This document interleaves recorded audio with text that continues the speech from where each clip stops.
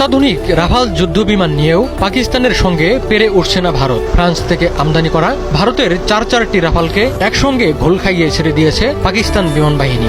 হামলার প্রস্তুতি নিয়ে পাকিস্তানের দিকে অগ্রসর হতে গিয়ে পিছু হটতে বাধ্য হয় ভারতীয় বিমানগুলো। 29 থেকে 30 এপ্রিল রাতের মধ্যে ভারতীয় বিমান বাহিনীর 4টি রাফাল যুদ্ধ বিমান হরিয়ানা রাজ্যের আম্বালা বিমান ঘাঁটি থেকে উড্ডয়ন করে পাকিস্তানের দিকে অগ্রসর হচ্ছিল। বিমানগুলোর গতিবেগ ছিল ঘন্টায় 1200 কিলোমিটার। পাকিস্তানের আকাশ প্রতিরক্ষা ব্যবস্থা তাৎক্ষণিকভাবে ভারতীয় যুদ্ধ বিমানগুলোর রাডার, অনবোর্ড সেন্সর এবং যোগাযোগ ব্যবস্থা ব্লক করে দেয়। ফলে ভারতীয় বিমানগুলো একে অপরের সঙ্গে এবং স্থলের সঙ্গে যোগাযোগ হারিয়ে ফেলে। একই সময়ে পাকিস্তান বিমান বাহিনীর জে-10C যুদ্ধ বিমানগুলো ভারতীয় বিমান বাহিনী মোকাবেলা করতে এবং আগ্রাসন প্রতিরোধ করতে আকাশে উড়ছিল। ফলে কোণঠাসা হয়ে ভারতীয় বিমানগুলো আম্বালায় ফিরে না গিয়ে শ্রীনগরে জরুরি অবতরণ করতে বাধ্য হয়।